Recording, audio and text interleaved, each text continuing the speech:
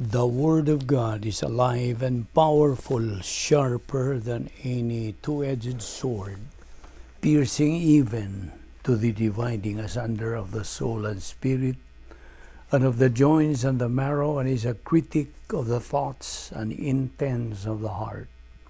All Scripture is God-breathed and is profitable for doctrine, for reproof, for correction, for instruction in righteousness, that the man of God might be mature, thoroughly furnished unto all good works. Study to show thyself approved unto God, a workman that needeth not to be ashamed, rightly dividing the word of truth. Following our customary procedure, the next few moments are devoted to silent prayer in order that we might be properly and academically prepared to concentrate on the teaching of the Word of God. But for us believers in Christ, we are to utilize the principle of 1 John 1:9, called the rebound technique or divine eraser, before we can start our worship service in our Bible study. 1 John 1:9 says, as we always quote, if we confess our sins, God is faithful and just to forgive us our sins and to cleanse us from all unrighteousness.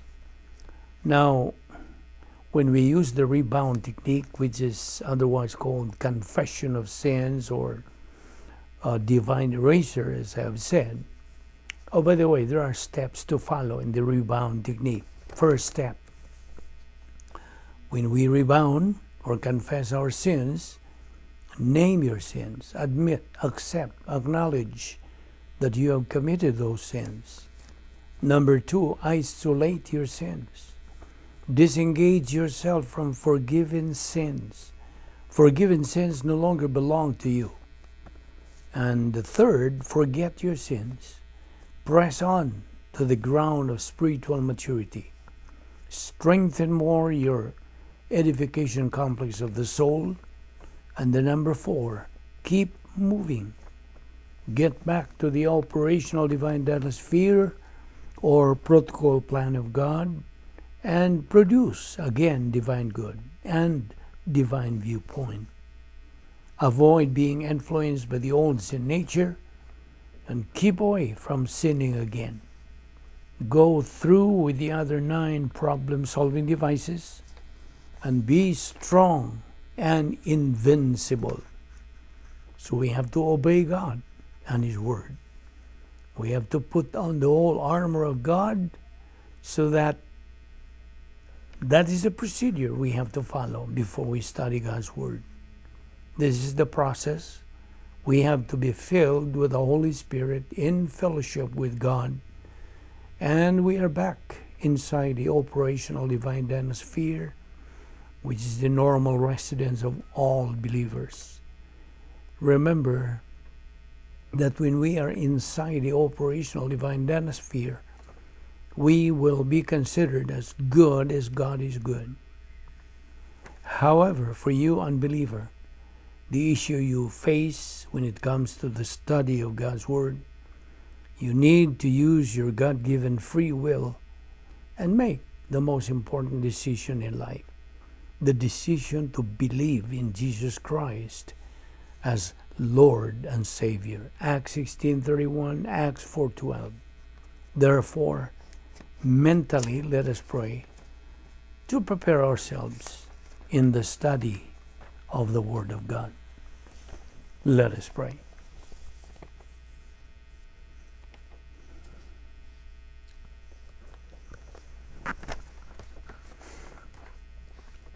Once again, Father, we thank you for your faithfulness.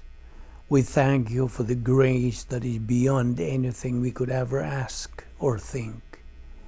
You have provided all things well for us. You have left nothing unprovided. And furthermore, you have anticipated everything that was necessary billions of years ago. And so, Father, as we continue to fellowship with you in your word. As your mercies are renewed day by day, as you have provided this portion of manna, the written word, may God, the Holy Spirit, enlighten us, for we ask it in Christ's name. Amen.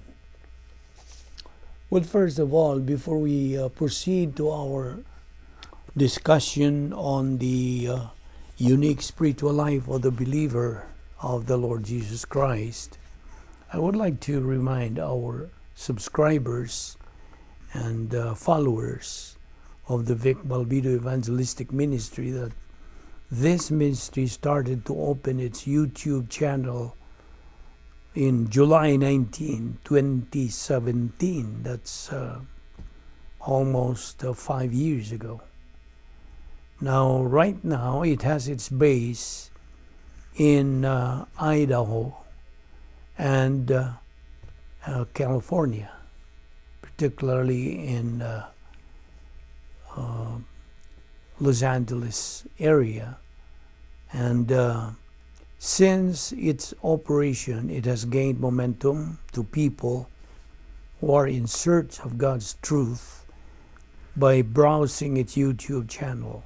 And currently, the ministry is being followed by 111 positive and persistent subscribers all over the globe. And the latest we know of, these subscribers come from 3 major countries, from the Philippines, from here in the United States, and from Russia. So, its study sessions, by the way, are recorded on a daily basis, either in bilingual, like Cebuano and English, or in pure English, but mostly now in pure English, due to numerous requests to have it in English so they can understand, especially people from other countries. So this grace ministry, we consider it grace ministry, is open to people who have ears to hear and who are positively seeking God and His Word, which are the only 2 immutables in the entire universe. And God, as we know, is just tapping His foot, waiting for anyone to seek Him and His divine viewpoints, Jeremiah 29:13, and later grow in his spiritual life and become a potential winner in life and in the life hereafter. And as you know, our method of teaching in this ministry is adopting the ICE method, isagogically, categorically, and exegetically. Now, of course, this ministry is disseminating God's Word as a re-echo from Doctrine or Doctrinal Bible scholars who diligently, meticulously, exhaustively study God's truths from the original languages, line upon line, precept upon precept. It is a revelation to learn God's Word precisely how it was given at the time of its writings. Now, I myself never knew I would ever be this close or know the Lord as well as I do if it wasn't for this unique and so precise and accurate method of studying and learning the Word of God. This really is grace provision from God. So we are adopting the inculcation method of teaching doctrine, because doctrine must be inculcated a little today, a little tomorrow, day after day. Because God mandates us believers to renew our mind, but renewing our mind is not an overnight process. Now remember this, the Bible is not a mystery novel. We cannot turn to the last page and find all the answers. No. So, have confidence on God's promises. Live the faith-rest life. There are 3 stages or stage procedure of the faith-rest life. Claim God's promise. Think of what God can do to your problem. And relax, because God is in control.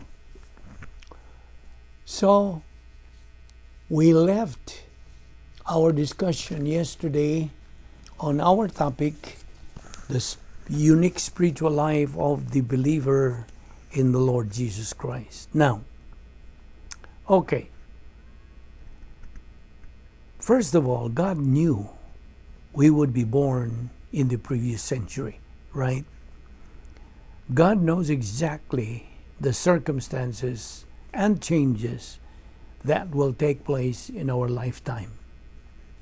And God designed a purpose for our lives before we were born. He will provide the teachers, the spiritual gifts, the passion, abilities, personality, experiences, and logistics necessary to fulfill this purpose. This will be an island of stability at all times for every believer. Now here is a question. Can we miss God's purpose for our lives? The answer is absolutely. Now tell me, how can we miss it?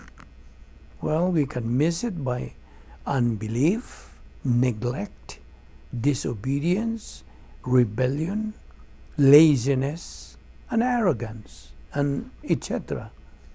And that's the great tragedy of millions of people in the United States and billions around the world. But can we get back on track after making bad decisions and wasting years of our life? Absolutely. And that's the greatest challenge of our ministry. Isaiah 1:18, Jeremiah 15:19, Romans 8:28. But the most basic thing every believer should always be aware of and be prepared to use toward unbelievers is the doctrine of salvation, the doctrine of soteriology. First of all, here is the cross, representing the point of salvation. Old Testament salvation was through faith in Christ. They looked forward to the cross by faith, just as today we look backward to the cross also by faith. Salvation always has been and always will be through faith in Jesus Christ. John 3:36, which we always quote, declares, "He that believeth on the Son hath everlasting life, and he that believeth not the Son shall not see life, but the wrath of God abideth on him." Now, the only difference between the Old and New Testament salvation is where the individual lives historically with regard to the cross. Apart from that, there is no difference. There is only one Savior. Because there is only one Savior, then there is only one way of salvation. Our Lord Jesus Christ said, "I am the way, the truth, and the life. No man cometh unto the Father but by me." Acts 4:12 says, "Neither is there salvation in any other, for there is none other name under heaven given among men whereby we must be saved." Therefore, like I just said, since there is only one Savior, there is only one way of salvation. That one way of salvation is faith alone in Christ alone. Therefore, people were saved in the Old Testament exactly the same way they were saved in the New Testament, by believing in the finished, efficacious work of Jesus Christ on the cross. Okay, this is eternal life. What is it? Eternal life, at the same time, You are put in union with Christ. This is eternal family relationship with God. Here's a principle I would like to state. Once a member of the family of God, always a member of the family of God. Question, how do we enter into a human family? The answer is by birth. And how do we enter into a spiritual divine family? Also by birth. You see, it is every single believer's responsibility to witness for Christ. The believer can witness for Christ either through his life or through his lips. When, as a believer, you witness for Christ, always remember this. Make the issue out of the issue and make the issue clear and get accurate doctrine. As a matter of fact, every believer is a missionary. Every believer has a spiritual ministry. Every believer is a salesman for Christ, carrying a perfect product, message of salvation. Why is it perfect? The answer is because it bears an eternal warranty. Do you know what? This product, which has an eternal warranty, is free. And now why free? Because someone has already paid it up for you. All one has to do is simply to accept it by faith. You see, in spiritual death, the divine solution is only by faith in Christ alone. Anything added to faith is a human solution, and salvation is not yours. Do you know why? Because faith accompanied by human works is invalid. The only valid faith is faith without works. You can have tons of religion without 1 ounce of salvation. If we could earn our salvation, Christ would not have died to provide it. Salvation is a gift to be received, not a goal to be achieved. No one is so good that he can save himself. No one is so bad that God cannot save him. Faith plus lordship, salvation. Faith plus commitment. Faith plus anything negates salvation. We are saved by grace through faith, not of works, lest anyone should boast. Ephesians 2:8. So believe on the Lord Jesus Christ, and thou shalt be saved. Acts 16:31. At the moment of salvation, God takes over and provides the believer 39 irrevocable things, plus 1, which is the filling of the Spirit. That's spirituality. Man has his own breaking point in life. And all people are going to check out from this world in due time. You know, God's timing is what? Perfect. Respect man's volition, whether he accepts or rejects salvation. That's his option. But he is the only one answerable, accountable, and responsible for every decision he makes. So don't ever try to control other people's free will, because you can't. If you do, you're just wasting your time. The function of human volition is a divine design. This divine design is to appropriate what God commands and to reject what God prohibits. Rejection of Christ as Lord and Savior is a maladjustment to the justice of God. You remember the 3 adjustments that man has to make with God? First is salvational adjustment to the justice of God. Second is rebound adjustment to the justice of God. And the third, maturity adjustment to the justice of God. Now, there are 10 conditions or requirements of salvation. Number 1 is possession of human life. Genesis 1:26 to 27. Number 2, spiritual death of entire race. Romans 5:12. Number 3, God consciousness. Romans 1:18 to 20, Psalms 19:1 to 6. Number 4, universal grace. Romans 1:18 to 20. Number 5 is positive volition towards God consciousness.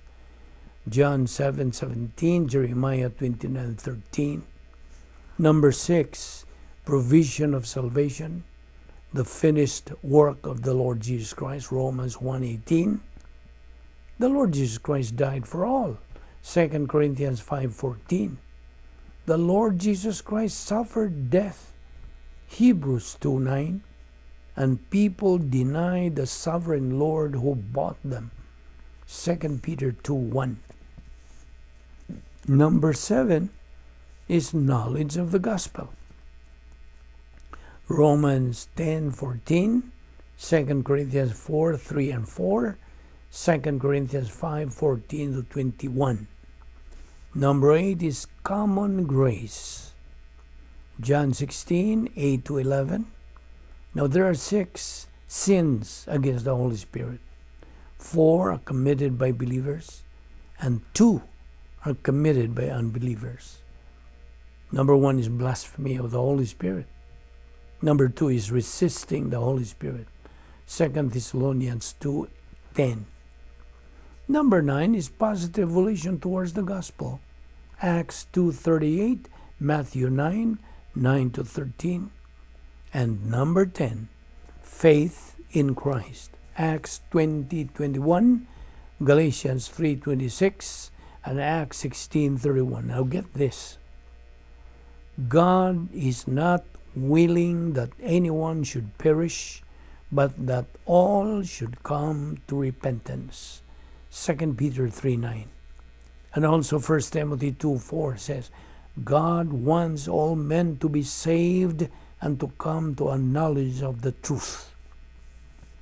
So, we will continue discussing on this matter tomorrow, so don't forget to follow this discussion of the unique spiritual life of believers in the Lord Jesus Christ. Let us pray. With your heads bowed and your eyes closed, we dedicate the closing moments to those without Christ, without hope, and without eternal life. This is the most important moment in your life, in your entire life. As you sit there where you are, and you consider who Jesus Christ is and what He has done. The Lord Jesus Christ said, I am the way, the truth, and the life. No man comes unto the Father but by me. That means the Lord Jesus Christ is either a liar or He is what He says He is, the Savior. He is the Savior. And what does that mean? That means Jesus Christ came into this earth, took on the form of man, and was God undiminished deity and true humanity in one person. He came for one reason, and that was to die. To die for you. Greater love has no man than to give up his life for a friend. The Lord Jesus Christ didn't give up His life for a friend. He gave it up for the entire world. Even to those who hated Him, even for the Pharisees who hated Him, He died for them, and He died for you. And what does that matter? It matters because while He hung on the cross, God the Father imputed to Him, the perfect God-man, the one who did not sin. He was made sin for us, that through Him we might become the righteousness of God. So now salvation is open to anybody. All that man has to do is to use his God-given free will and for him to make a decision to believe in Jesus Christ as Lord and Savior. and His salvation is instantly settled once and for all. Therefore, believe on the Lord Jesus Christ, and you will be saved. Acts 16:31. Let us pray. We thank you, O Lord, for that so great salvation. We thank you for sending to us your Son as our substitute in paying for our sins. And now, as your children, we pray that you guide us in our Christian life, that we may be able to attain our spiritual goal, which is spiritual maturity, the capacity stage, thus glorifying you who deserves all the honor, all the respect, all the love, all the adoration, all the worship, and all the praises. All these we ask in the name of our Lord and Savior, Jesus Christ. Amen.